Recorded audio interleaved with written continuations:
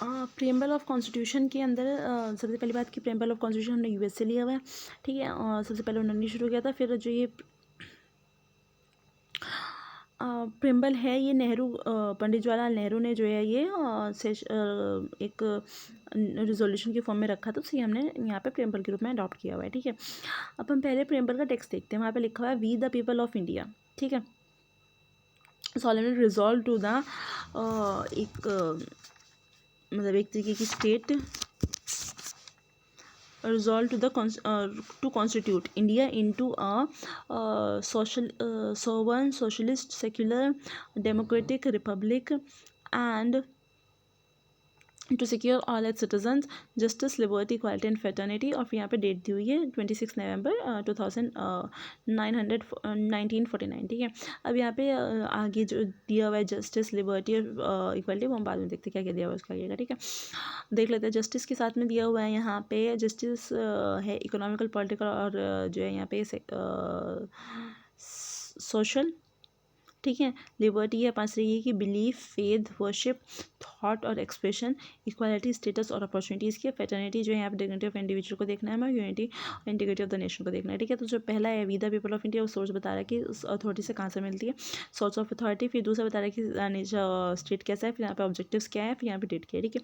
ये बता रहा है। अब अगर हम यहाँ पे सोवन की बात करें, सोवन का मतलब ये है कि भाई हम खुद की पावर है, हमसे ऊपर कोई नहीं है इंडिया से ऊपर। इंडिया को किसी की बात मानने की जरूरत नहीं है, मर्जी उसकी माने ना माने, ठीक है। एक तो ये बात होगी। दूसरा ये किसी का डोमिनियन नहीं है। हालांकि 1950 तक जो ये डोमिनियन था, जब तक हमने अपने आप को ये नहीं कहा था कि हम सोवन है, लेकिन अब ये डोमिनियन नहीं है। लेकिन पाकिस्तान जो था 1956 तक डोमिनियन रहा है, ठीक है, ब्रिटिश का ही।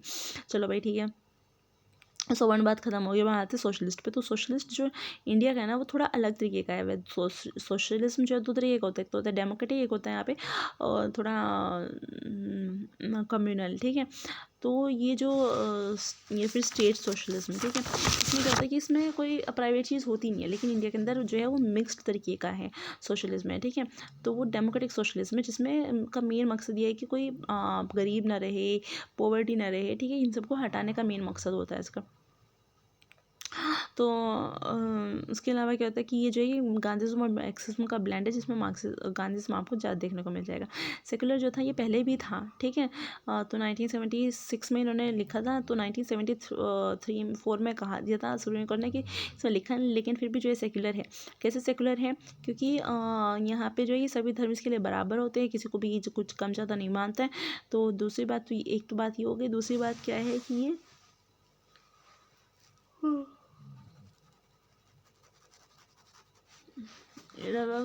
कंट्री हमारे यहाँ पॉजिटिव कॉन्सेप्ट है ये, और यूएसए के अंदर नेगेटिव, क्योंकि वहाँ पे नेगेटिव वो होता है जिसमें स्टेट कुछ नहीं करती। स्टेट वहाँ पे कुछ नहीं करती, वहाँ पे प्रोटोटाइप कंपार्टमेंट में रहते हैं एक दोनों, ठीक है। फिर डेमोक्रेटिक। तो डेमोक्रेसी जो होती है वो भी कई तरीके की होती है भाई, ठीक है। Social, political. तो ये डेमोक्रेसी जो है ये, अब हम इस डेमोक्रेसी को जो डायरेक्ट इनडायरेक्ट दो तरीके से देख सकते हैं। इनडायरेक्ट जैसे इंडिया के अंदर होती है, ठीक है। डायरेक्ट जैसे कि किसी को चुनते हैं और फिर वो लॉज बनाते हैं। डायरेक्ट क्या होता है कि ये ही सीधा लॉज बनाने में काम करेंगे। जैसे कि स्विट्ज़रलैंड के अंदर होता है कि भाई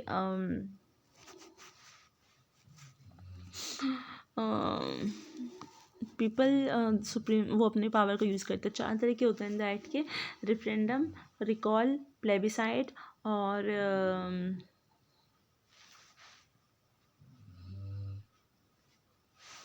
रेफरेंडम इनिशिएटिव, ठीक है। अच्छा, तो रेफरेंडम में क्या होता है कि भाई हाँ या ना देखना होता है। इनिशिएटिव में ये बिल लेके जाते हैं। रिकॉल में मना कर देते हैं, जो लीडर होते हैं उसे हटाने की बात करते हैं। प्लेबिसाइड में जाएगी जब अपना जनसंघ अपना अनुमति देते हैं, ठीक है, मत देते हैं सब अपना। अच्छा, उसके अलावा जो है यहाँ पे और क्या है रेफरेंडम के लिए, तो इंडियन कॉन्स्टिट्यूशन के अंदर जो यूनिवर्सल लॉ और आइडियल फ्रेंचाइज की बात करते हैं, rule of law, presence of discrimination, इन सब की बात करते हैं, ठीक है। Political democracy but not economic democracy, इसकी बात नहीं करते। तो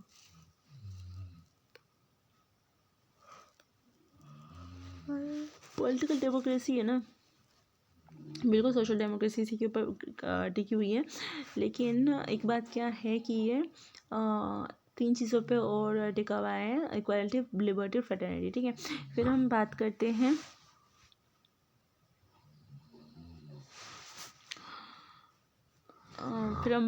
यहाँ पे लिबर्टी हो गया, ठीक है। रिपब्लिक की हमारा जो है वो नॉमिनल हेड जो है वो हम इलेक्ट करते हैं, हेडिटरी नहीं है जैसे यूएसए के अंदर होता है। जस्टिस हमें मिलता है सोशल, इकोनॉमिक और पॉलिटिकल। तो सोशल और इकोनॉमिक जस्टिस को मिला करके हम कहते हैं यहाँ पे डिस्ट्रीब्यूटिव जस्टिस, ठीक है।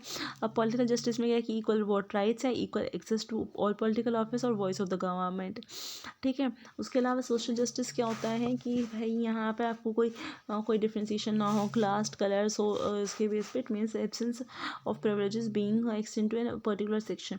इकोनॉमिक जस्टिस में कि भाई सब को एक ही तरीके का जो है काम वगैरह करके सबको बराबर तो ले आओ, ठीक है।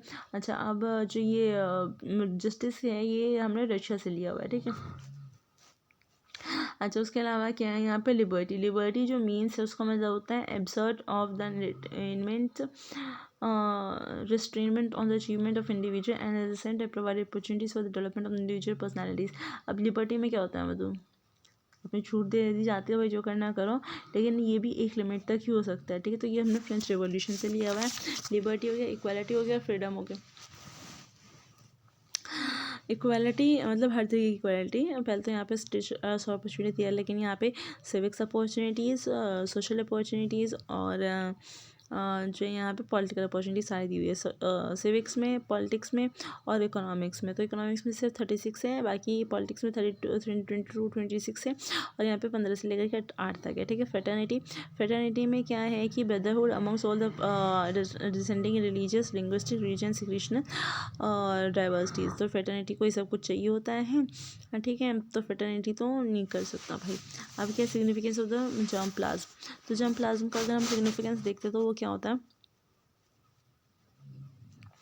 preamble embodies that the functional